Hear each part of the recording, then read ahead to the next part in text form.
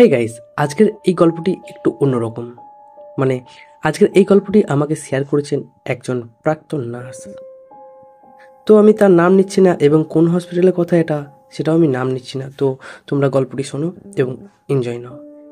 হাসপাতাল এমন এক জায়গা যেখানে জীবন ও মৃত্যুর খেলা প্রতিদিন চলে।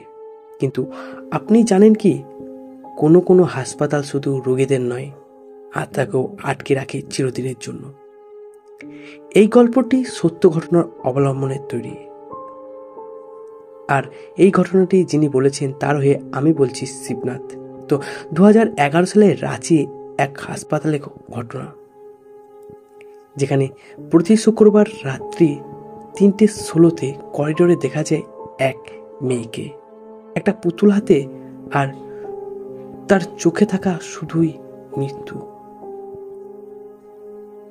বন্ধুরা, 2011 সালে জানুয়ারি মাসে কলকাতা থেকে সদ্য পাস করা নার্স রাঁচি এক সরকারি হাসপাতালে যোগ দিয়েছিলেন।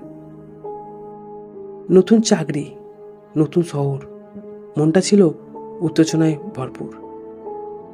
প্রথম কয়েকদিন সব ঠিকঠাক চলছিল, রোগী দেখা, ওষুধ দেওয়া, রিপোর্ট লেখা এসবই চলছিল। কিন্তু ঠিক এক সপ্তাহ পর তাদের রাত্রে শিফটে এসে লক্ষ্য করেন যে ওয়ার্ড নাম্বার 2 করিডোরের একটা অদ্ভুত ব্যাপার ঘটছে। প্রতিদিন রাত্রে 3:16 করিডোরের আলো একবার ঝিমিয়ে ওঠে, নিভে যায়, আর সিসিটিভি ফুটেজে হঠাৎ 30 সেকেন্ডের ব্ল্যাক হয়ে যায়। বন্ধুরা, সিনিয়র নার্সরা এই নিয়ে কিছু বলে না, যেন এটা স্বাভাবিক ঘটনা। এক রাতে নার্স জানতে পারেন ঘটনাটা আসল কারণ। পুরনো সিনিয়র নার্সরা বলেন এই ওয়ার্ডে আগে এক 14 বছরের মেয়ে ভর্তি ছিল, নাম ছিল সঞ্চিতা। ডেঙ্গু হয়েছিল সেই মেয়েটির, কিন্তু এক রাতে হঠাৎ ওর অবস্থা খারাপ হয়। হাতে ছিল ওর প্রিয় টেডি বিয়ার। সবাই ঘুমিয়ে থাকায় অবস্থায় সে চলে যায় করিডোরের এক কোনায়, হঠাৎ চিৎকার করে লুটিয়ে পড়ে, ওখানে শেষ নিঃশ্বাস। তারপর থেকে প্রতি শুক্রবার ঠিক 3:16 কেউ ওই করিডোরে হেঁটে বেড়ায়, হাতে পুতুল আর মাথা নিচু। নার্স দিদি বিশ্বাস করতে পারছিল না, কিন্তু এক রাতে একটা শিফটে তিনি নিজেই তা দেখেন। 3টা বাজতে চলেছে, হঠাৎ করিডোরে টিক টিক শব্দ। সে এগিয়ে দেখে একটা ছোট্ট মেয়ে ধীরে ধীরে হাঁটছে করিডোরে, গায়ে হাসপাতালের গাউন, চুল ভেজা, আর হাতে একটা ছোট্ট টেডি বিয়ার। মেয়েটি থেমে যায়, মুখ তুলে তাকায়। আমার মা কোথায়? তার চোখ ঘোলাটে, জল জ্বলে।